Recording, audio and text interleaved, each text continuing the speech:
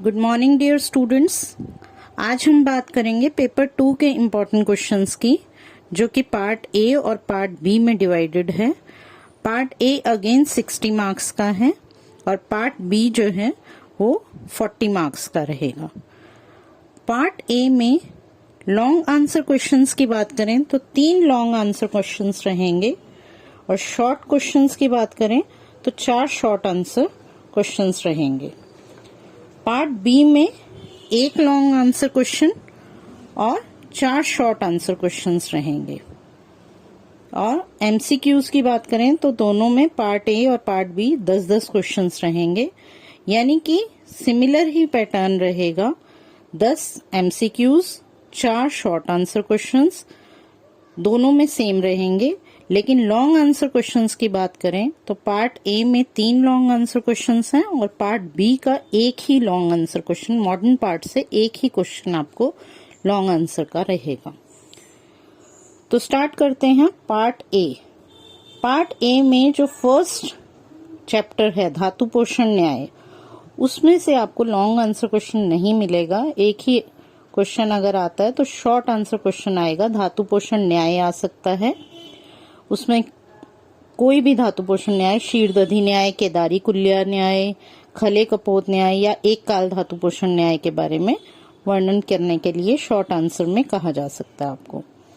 Then chapter 2, 3, 4, 5, उनमें से हमें लॉन्ग आंसर क्वेश्चन कोई भी आ सकता है। ये 4 धातुएं रस, रक्त, मांस, मेद धातु है। जैसे तो रस, रक्त, मांस या मेद किसी भी धातु का स्थान, गुण, कर्म बताते हुए उसके स्पेसिफिक, जैसे रस धातु का अगर क्वेश्चन आता है तो रस धातु के स्थान, गुण, कर्म बताते हुए रस संवहन का वर्णन कीजिए। रक्त पे आता है तो रक्त धातु के स्थान, गुण, कर्म बताते हुए रक्त की पंच भौतिकता का वर्णन कीजिए, या शुद्ध रक्त का वर्णन कीजिए, दूषित रक्त का वर्णन कीजिए। कुछ भी साथ में अटैच किया जा सकता है। या रक्त की प्रधानता का बताइए, या रक्त को चौथा दोष मानते हैं या नहीं, इस तरह से कुछ अटैच हो जाता है। मांस धातु पे अगर क्वेश्चन आता है तो मांस धातु के स्थान, गुण, कर्म बताते हुए पेशियों की संख्या और स्वरूप का वर्णन कीजिए, ऐसा कहा जा सकता है। मेद धातु के स्थान, गुण, कर्म बताते हुए अति स्थौल्य या मेदस्विता का वर्णन कीजिए। तो इस तरह से लॉन्ग क्वेश्चन बनते हैं। इनमें अगर शॉर्ट क्वेश्चंस की बात करें हम रस, रक्त, मांस, मेद में, तो इनके रस, रक्त, मांस, मेद किसी भी धातु का रस व स्रोतस की दुष्टि का लक्षण, रक्त का, मांस, मेद किसी भी स्रोतोदुष्टि, सार पुरुष, धातु उत्पत्ति, क्षय वृद्धि के लक्षण या प्रदोषज व्याधियां, ये पूछी जा सकती हैं आपसे। ये शॉर्ट क्वेश्चन बनता है।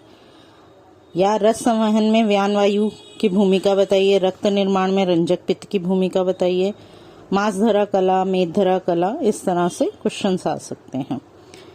धातुओं पे हम चल रहे हैं तो अस्थि, मज्जा और शुक्र, इनमें भी लॉन्ग क्वेश्चन बनता है इसी तरह का। अस्थि, मज्जा, शुक्र के बारे में, जिसमें शुक्र जो है वो मोस्ट इम्पॉर्टेंट धातु है। ऊपर जो हमने अभी लॉन्ग क्वेश्चंस की बात की तो रस, रक्त, मांस, मेद में से कोई एक धातु आती है अगर, तो उसमें भी रस और रक्त जो है वो इम्पॉर्टेंट है। ऐसे ही अस्थि, मज्जा, शुक्र में से कोई एक धातु आएगी जिसमें शुक्र मोस्ट इम्पॉर्टेंट है। शॉर्ट आंसर क्वेश्चंस की इनमें बात करें तो अस्थि के प्रकार आ सकते हैं। अस्थि, मज्जा या शुक्र किसी के भी स्रोतो दुष्टि का लक्षण पूछा जा सकता है, या इनकी क्षय वृद्धि का लक्षण पूछा जा सकता है, इनकी प्रदोषज विकारों का, या इनके सार पुरुष। सार पुरुष तो आप ऐसे ही याद कर लीजिए, अष्ट सार पुरुष याद करेंगे तो सभी 8 प्रकार के, त्वक सार से लेके सत्वसार तक सभी 8 प्रकार के सार पुरुषों के लक्षण आप बिल्कुल अच्छे से याद कर लीजिए। ठीक। और शुक्र धातु में जो मैं बता रही हूँ इम्पोर्टेंट है, उसमें बाल्यावस्था में शुक्र की उत्पत्ति, शुद्ध शुक्र, दूषित शुक्र, इस तरह के क्वेश्चन, या शुक्र च्युति, इस तरह के क्वेश्चंस आपसे शॉर्ट नोट में पूछे जा सकते हैं। आश्रय, आश्रयी भाव वाला चैप्टर बिल्कुल शॉर्ट नोट ही आएगा, उसमें फुल क्वेश्चन बिल्कुल नहीं बन सकता। तो अस्थि और वात का संबंध बताना है, आश्रय आश्रयी भाव बताना है। दोष, दूष्य और स्रोतसों का आश्रय आश्रयी संबंध बताना है। आश्रय और आश्रयी जो हैं वो एक दूसरे की, एक की वृद्धि से दूसरे की वृद्धि, या एक के क्षय से दूसरे का क्षय क्यों होता है, वो भी समझाने को आ सकता है। नेक्स्ट फिर अगर हम बात करें ओज की, ओज के ऊपर लॉन्ग क्वेश्चन भी बनता है, शॉर्ट क्वेश्चन भी बनता है। लॉन्ग क्वेश्चन में ओज का स्वरूप गुणकर्म बताते हुए ओज का प्रमाण। ओज बहुत इंपॉर्टेंट है। ओज और शुक्र धातु, स्टार्टिंग में रस धातु, रक्त धातु और लास्ट की ओज और शुक्र धातु, these are the important chapters. तो गुणकर्म बताते हुए ओज का प्रमाण और महत्व बताएं, ऐसा क्वेश्चन दिया जा सकता है। या फिर ओज क्षय, ओजो क्षय आपने पढ़ा है 3 प्रकार का जो होता है, ओज क्षय के उनमें तीनों का वर्णन करना है। स्टूडेंट सिर्फ ओज क्षय लिखाते हैं, ऐसा नहीं करना है। ओज क्षय कंप्लीट लिखना है, तीनों प्रकार। ओज क्षय के कारण, लक्षण, प्रकार बताते हुए ओज क्षय की चिकित्सा बताइए। नेक्स्ट चैप्टर है धातु उपधातुओं का वर्णन। तो धातु उपधातु में समानता, अच्छा ओज के जो शॉर्ट क्वेश्चंस हैं वो सुन लीजिए। ओज और बल, बल आ जाता है इसमें, व्याधि क्षमत्व कर्म बताना ओज का। बल वृद्धि कर भाव या ओजोवर्धन के उपाय, ये पूछे जा सकते हैं आपसे। तो उपधातुओं का वर्णन नेक्स्ट चैप्टर है। उपधातुओं में समानता और विषमता बताते हुए प्रत्येक धातु की उपधातु बताएं, ऐसा क्वेश्चन पूछा जा सकता है। या इसमें स्तन्य, आर्तव और त्वचा 3 इंपॉर्टेंट उपधातुएं हैं, उन्हें अच्छे से पढ़ लीजिए। स्तन्य में लॉन्ग क्वेश्चन कम ही आता है, लॉन्ग क्वेश्चन में आर्तव जरूर आ जाता है। आर्तव चक्र का विस्तार से वर्णन करते हुए शुद्ध आर्तव के लक्षण लिखें। और ऐसे ही त्वचा पे लॉन्ग क्वेश्चन आ जाता है, त्वचा का विभिन्न आचार्यों द्वारा वर्गीकरण बताएं। शॉर्ट क्वेश्चंस की अगर हम उपधातुओं की बात करें तो स्नायु सिरा कंडरावसा इंपॉर्टेंट नहीं है। स्तन्य में इंपॉर्टेंट क्वेश्चंस बनते हैं। कन्याओं में स्तन्य उत्पत्ति ना होने का क्या कारण है? शुद्ध स्तन्य के लक्षण बताइए। दूषित स्तन्य या निषिद्ध स्तन्य स्त्री दुग्ध का वर्णन करें। स्तन्य का वृद्धिशय, ये इंपॉर्टेंट क्वेश्चंस हैं। आर्तव में भी जो है शॉर्ट क्वेश्चंस बनते हैं। दूषित आर्तव, आर्तव का वृद्धिशय, आर्तव काल या आर्तव स्रोतस। आजकल एक क्वेश्चन कई बार आ जाता है, रज और आर्तव में भेद समझाएं, तो वो बुक में अच्छे से क्लियरली मेंशन किया हुआ है, उसे अच्छे से पढ़ लीजिए। नेक्स्ट जो मलों पे क्वेश्चन है उसमें लॉन्ग क्वेश्चन में मूत्र उत्पत्ति आ जाता है। मूत्र उत्पत्ति का जब आप वर्णन करते हैं तो उसमें कंप्लीट जो है श्लोक आपने सुश्रुत का देना है कि मूत्र की उत्पत्ति कैसे होती है। ठीक है, शॉर्ट क्वेश्चंस की हम अगर बात करें मलों में तो साम निराम पुरीश, धातु मलों की उत्पत्ति, मूत्र परीक्षा, मूत्र का क्षय वृद्धि, इसी तरह से स्वेद की वृद्धि क्षय, पुरीश व स्रोतस, मूत्र व स्रोतस, स्वेद व स्रोतस, पुरीश का वेग अवरोध या मूत्र का वेग अवरोध, इस तरह के मल में शॉर्ट आंसर क्वेश्चंस बनते हैं। देन कम्स इंद्रिय। इंद्रिय के ऊपर वैसे ज्यादातर लॉन्ग क्वेश्चन नहीं आता है, शॉर्ट क्वेश्चन बनता है। तो उसमें जो है इंद्रिय पंचक इंपॉर्टेंट है। इंद्रिय की पंच भौतिकता और उसकी उत्पत्ति, इंद्रिय का असात्मेंद्रियार्थ संयोग, कर्मेंद्रियों पे एक शॉर्ट नोट आ सकता है। ज्ञान उत्पत्ति की प्रक्रिया में इंद्रियों का महत्व, वो बताने के लिए आ सकता है आपको। नेक्स्ट चैप्टर मन के ऊपर है। मन में जो है एक लॉन्ग क्वेश्चन में बनता है, मन के लक्षण, गुण, कर्म, स्थान बताते हुए मन का स्वरूप बताएं। और अगर शॉर्ट क्वेश्चन की मैं बात करूं तो मन के विषय, मनोवय स्रोतस या मन की प्रवृत्ति, इस तरह के क्वेश्चंस आ सकते हैं। आत्मा, आत्मा के गुण, लक्षण, ये शॉर्ट नोट में आएंगे। अब जो बाकी के चैप्टर्स हैं वो सिर्फ शॉर्ट नोट आते हैं। आत्मा हो गया, निद्रा या स्वप्न, इन पे लॉन्ग क्वेश्चन नहीं आता, नहीं लिखा हुआ, ब्लूप्रिंट में नहीं लिखा है। अगर किसी एग्जामिनर ने दिया है तो वो गलत है। तो आत्मा के गुण बताएं, आत्मा के लक्षण, आत्मा के स्थान, आत्मा के करण या आत्मा और परमात्मा में संबंध, ज्ञान उत्पत्ति में आत्मा क्या है या आत्मा में वेदना। मेनली जो पूछा जाता है वो आत्मा के गुण या लक्षण पूछे जाते हैं। निद्रा चैप्टर में निद्रा की उत्पत्ति, प्रकार या निद्रा के लाभ, महत्व, ये पूछा जा सकता है। दिवाशयन या रात्रि जागरण पे क्वेश्चन पूछ सकते हैं, लेकिन मोस्ट इम्पोर्टेंटली निद्रा की उत्पत्ति और प्रकार ही आता है या लाभ महत्व आता है। तो तंद्रा पे एक शॉर्ट नोट कई बार आ जाता है, अति निद्रा या तंद्रा, इस तरह का। स्वप्न, स्वप्न में शॉर्ट नोट में स्वप्न की उत्पत्ति, प्रकार, ये पूछा जाता है, या शुभ अशुभ स्वप्न, फल।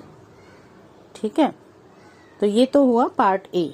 पार्ट बी में मैंने आपको बताया लॉन्ग आंसर क्वेश्चन एक ही आएगा, बाकी जो शॉर्ट आंसर क्वेश्चन हैं वो 4 हैं। उसमें भी haemopoietic system is the most important chapter for long answer question. सभी इसके क्वेश्चंस जो हैं अच्छे से लर्न कर लीजिए। तो इसमें जो है बुक में भी मैंने बहुत अच्छे से सारे क्वेश्चंस आपके दिए हुए हैं, वो सभी क्वेश्चंस आपको अच्छे से करने हैं, इसमें कुछ भी नहीं छोड़ना है। हीमोपोएटिक सिस्टम में describe haemopoiesis in detail, properties of blood, composition of blood, functions of blood, process of haemostasis, clotting factors, role in haemostasis, types of WBCs with their functions, structure and function of haemoglobin या varieties of haemoglobin, ये सब long answer questions बन सकते हैं। Short answer question में RBC के बारे में पूछा जा सकता है, blood groups, platelet, erythroblastosis fetalis, anaemia, jaundice, plasma proteins, lymph, spleen, RH factor, bone marrow, ये सब जो है अच्छे से आपको इस चैप्टर को कम्प्लीटली पढ़ना है। इम्यूनिटी में वैसे तो शॉर्ट आंसर क्वेश्चन लिखा है, लॉन्ग आंसर नहीं लिखा है, लेकिन ब्लूप्रिंट में जो है वो सिलेबस में नीचे 1, 2, 3 में से कोई क्वेश्चन लिखा हुआ है, तो 2 चैप्टर जो है वो इम्यूनिटी है। कभी कभी जो है इसमें कोई क्वेश्चन लॉन्ग भी आ जाता है, अदरवाइज शॉर्ट आंसर क्वेश्चन रहता है। तो लॉन्ग में classify immune system and explain different mechanism, इस तरह से क्वेश्चन आ सकता है। शॉर्ट आंसर क्वेश्चन इसमें बनता है ह्यूमोरल इम्यूनिटी या सेल मीडिएटेड इम्यूनिटी या hyper sensitivity, very important, hyper sensitivity, artificial immunity भी पूछा जा सकता है। CVS भी इंपॉर्टेंट चैप्टर है, सेकेंड टू हीमोपोएटिक सिस्टम। अगर हम बात करें लॉन्ग क्वेश्चंस की, तो कार्डियक साइकिल या कार्डियक कंडक्शन पे लॉन्ग क्वेश्चन बनता है with diagram. Physiological basis of ECG कभी कभी पूछ लेते हैं। रेगुलेशन ऑफ कार्डियक आउटपुट या regulation of arterial BP, blood pressure का रेगुलेशन इंपॉर्टेंट है।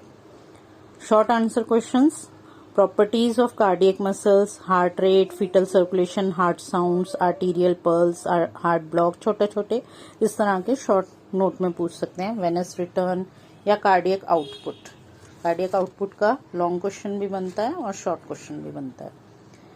मसल फिजियोलॉजी पे सिर्फ शॉर्ट आंसर क्वेश्चन आएगा। फंक्शनल यूनिट ऑफ मसल पूछ लेंगे, sarcomere, sliding mechanism, ratchet mechanism, same ही चीजें हैं। Latent period, refractory period, properties of muscles या टेटनी और फैटीग। एडिपोज टिश्यू की बात करें चैप्टर की, तो उसमें भी शॉर्ट आंसर क्वेश्चन आएगा, लॉन्ग आंसर क्वेश्चन नहीं आएगा। एडिपोज टिश्यू है क्या, ये पूछ सकते हैं। लाइपोप्रोटीन्स क्या हैं, जैसे VLDL, LDL, HDL। इसमें क्वेश्चन बनता है functions of skin, sweat glands या सिबेशियस ग्लैंड्स, ये भी एडिपोज टिश्यू का ही पार्ट है। रिप्रोडक्टिव सिस्टम में कुछ क्वेश्चंस हैं, जैसे स्पर्मेटोजेनेसिस, oogenesis, अच्छे से विद डायग्राम इसे याद कर लेना। Menstrual cycle, functions of testosterone, ovulation, ठीक है। एक्सक्रीटरी सिस्टम की बात करें तो mechanism of formation of urine, इसको जो है आपने आयुर्वेद साइंस के अकॉर्डिंगली वो मूत्र उत्पत्ति वाला श्लोक भी यहाँ साथ में लिखना। मॉडर्न साइंस का तो mechanism of formation of urine लिखना ही है, जो सारे जो हैं उसके स्टेजेस हैं, साथ ही जो है मूत्र उत्पत्ति का श्लोक भी लिखेंगे। ऑर्गन ऑफ यूरिन फॉर्मेशन, इस पे पूरा एक क्वेश्चन बन सकता है, ठीक है। किडनी, नेफ्रॉन, ग्लोमेरुलस, ये सब जो है उसका पूरी आपको स्ट्रक्चर बताना होगा। शॉर्ट आंसर क्वेश्चंस की अगर हम बात करें तो उसमें nephron, tubular reabsorption, functions of kidney, formation of faeces, defecation, इस तरह का क्वेश्चन आ सकता है। सेंसेस, स्लीप और ड्रीम वाले चैप्टर में से पहले भी हम बता चुके हैं। Physiology of vision with visual pathway, physiology of hearing with auditory pathway, tactile pathway, taste pathway, mechanism of olfaction, ये 5 होते हैं पाथवेज, जिनमें ऑडिटरी और विजुअल पाथवे इंपॉर्टेंट है।